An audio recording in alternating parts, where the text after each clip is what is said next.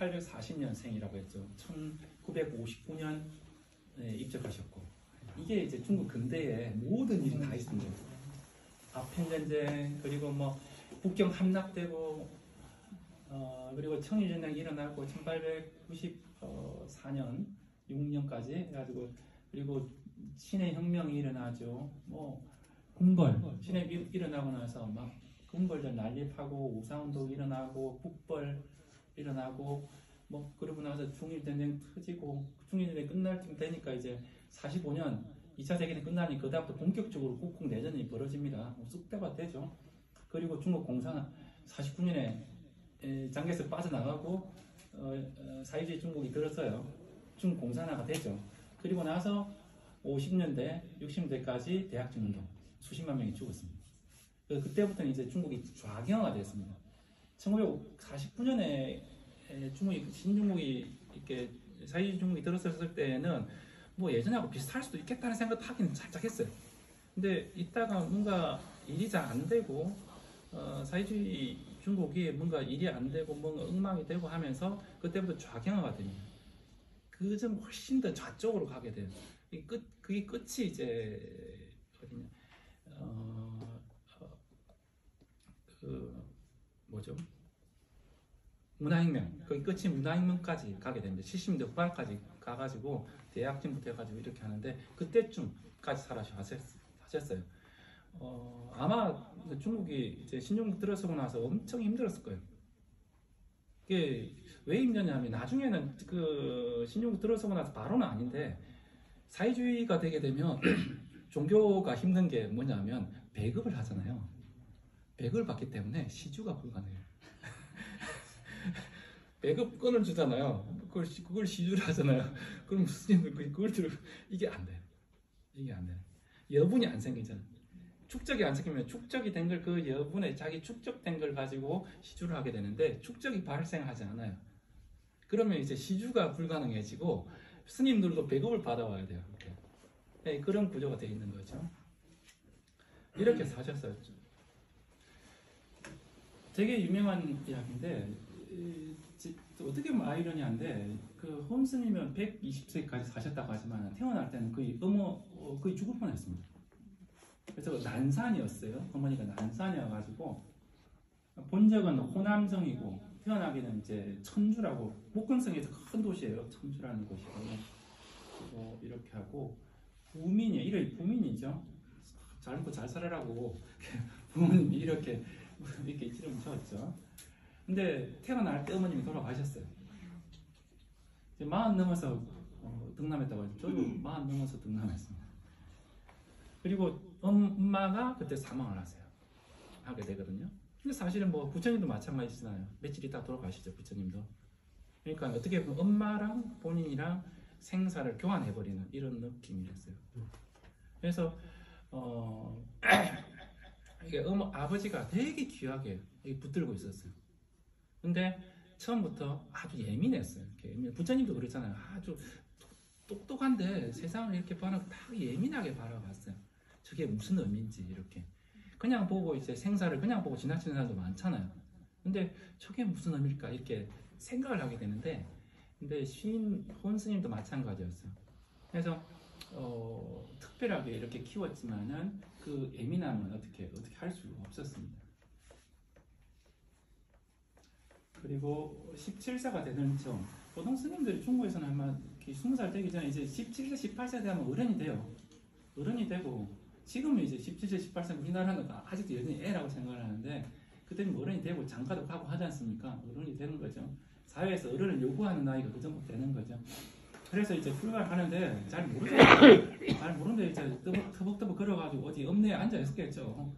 지나가는 뭐 기차를 타려고 했더니 걸어가려고 하면 이제 집에서 애가 없어졌으니까 뭐 아버지가 삼촌들 풀어가지고 야 우리 잡아와라 그래서 막 해가지고 끌려와요. 집에 끌려옵니다. 제 군생활 할 때 약간 이상한 애가 하나 있었는데, 걔는 군대 안 와도 될 애인데 약간 이상한 애인데 엄마 보고 싶다고 탈영을 했어요. 탈영하는데 어디 앉아있나? 버스 정류장에 앉아있었어요. 휴가증이 없으면 버스 정류장 타고 나서 공무원에 걸립니다. 근데 휴가증도 없는데 나와가지고 버스 정류장에 앉아있어요. 앉아 있는데 그게 주임원사 가가지고 얘 이름도 아직도 기억납니다. 이름 얘기해도 될지 모르겠는데 얘기는 하진 않겠습니다. 누구야 뭐 어디 가니까 집에 가려고 합니다. 왜요? 엄마 보고 싶어서. 그래서 끌려왔어요. 혼났냐? 안 혼났습니다. 나중에 휴가 보냈습니다. 왜? 그 걔는 또 가면 어떡해. 그 정도 멘탈이면 그냥 보내야지. 엄마 보러 가라고 갔습니다. 근데 17세에 출가를 시도했고 19세 됐죠. 이제 19세에는 결혼도 했어요. 사실은 그때 부모님이 결혼시키고 해서 결혼도 하고 했는데 19세가 되니까 이제 출가를 어떻게 해야 될지 길도 잘 알아보고 지도도 보고 뭐 노잣돈도 좀 준비를 해가지고 이제 좀 알아봤겠죠. 그리고 삼촌한테 안 잡히게 이제 방향도 잡고 이렇게 해서 출가를 하게 됩니다. 그래서 푸저 중국 중에 복근성에 있는 복자 있잖아요. 푸저가 있고 천주가 비교적 큰 도시예요. 이게 복주죠. 복주에 있는 용천사라는 절이 있습니다. 규모가 꽤 돼요. 지금은 출가를 합니다. 본명이 저러하고 호가 시윈 허운이에요. 스님들도 우리가 조선시대 보면 자가 뭐 또 호가 뭐고 명 이름 자 호 다 따로따로 있잖아요. 그래서 어떤 사람은 이름으로 유명해지고 어떤 사람은 자로 유명하고 어떤 사람은 호로 유명하고 아니면 어떤 사람은 자기가 직접 호를 자호가 따로 있어요. 그렇게 해서 유명하고 하는데 어떤 상황에서 이제 허운이란 이름으로 많이 알려지게 된 거죠. 근데 이분은 그 당시에 처음에 출가했을 때는 아주 뭐 이렇게 방향을 좀 갈피를 못 잡은 것 같아요. 그리고 스승이 딱 잡고 있는 게 아니라서.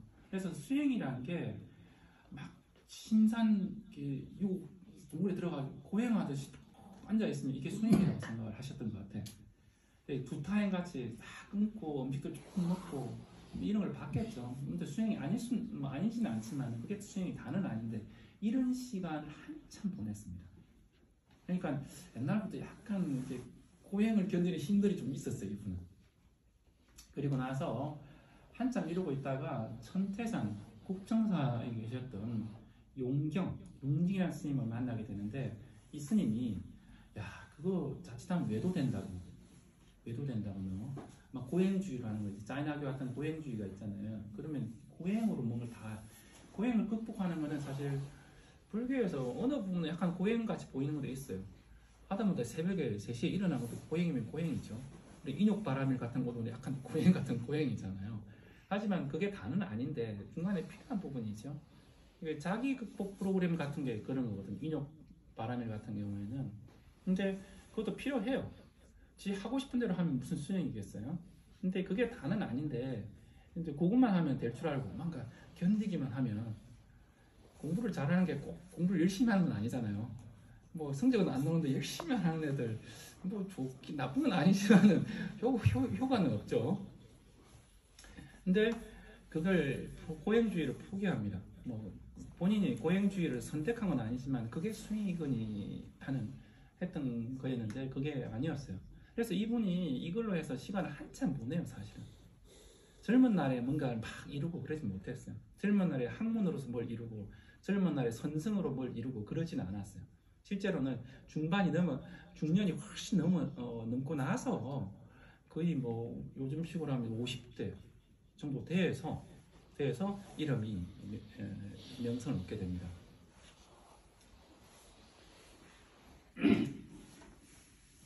그리고 나서 이제 아까 천태산 국정사, 아유광사, 천동사에서 공부를 하게 됩니다. 근데 중국은 뭐 지금도 약간 그렇지만 우리나라도 그랬죠. 우리나라도 한절에 오래 계신 분도 있지만은 공부를 하게 되면 이렇게 다닙니다. 어느 스님이 유명한 스님이 저기 계시다. 선수행을 하시는 분이 계시다 하면 저 절에서 한철 나는 거예요. 그리고 자기가 법화경을 좋아하는데 그 어디 절에서 법화경 강좌를 시작해요. 근데 그 유명한 스님이야. 그럼 가서 한 2달 들어요. 우리는 이제 지금 하는 법화경 대법회 하면 이제 그 강사가 와서 이제 법화경 강의하고 그냥 끝나잖아요. 근데 그때는 그렇게 하는 게 아니에요. 법화경을 첫 줄부터 마지막 줄까지 다 읽는 거예요. 하루에 4시간, 6시간씩 강의를 하는 거예요. 그래서 2달 하면 법화경을 첫 글자부터 마지막 글자까지 띄워요. 하루에 6시간씩 강의를 하는 거예요. 그러면 장난 아니겠죠? 그걸 한 10분 하면 법화경을 10독을 하는 거예요. 깨끗하게. 근데 살면서 법화경을 그런 식으로 식독하기도 쉽지 않습니다. 그래서 스님들이 법화경 강의를 내가 100번 했다, 뭐 30번 했다고 적습니다. 자기 양력에 적습니다. 그래서 그냥 법화경에 대해서 뭐 대의는 이런 거야라고 한번 훑어주는 이런 게 아니에요. 처음부터 끝까지 다 있는 거예요. 그래서 이제 그러면 이제 어느 절에 의식으로 하면 저 동도사에 어느 스님이 법화경 강의를 하신대. 그러면 내가 부담해서 듣는 거예요. 그 해인사 뭐 어느 절 하면 쭉 다니는 거예요. 그래서 한 절 살고 한 절 살고 하니까 중요한 절들을 한 번씩 다 거쳐갑니다. 그래서 인연도 생기고 그 분위기도 알고 오고 돌아가는 거죠. 근데 이게 맞는 것 같아요. 한 절에 오래 있으면 뭔가를 가지게 돼요. 이렇게 인연도 생기고 거기에서 뭘 하고 하면 또 지위도 생기고 그러면서 이제 또 덕지 붙죠. 그러면 이제 무거워지고 이렇게 자리를 잡고 앉게 되죠. 이렇게. 그래서 빙빙빙 도는 게.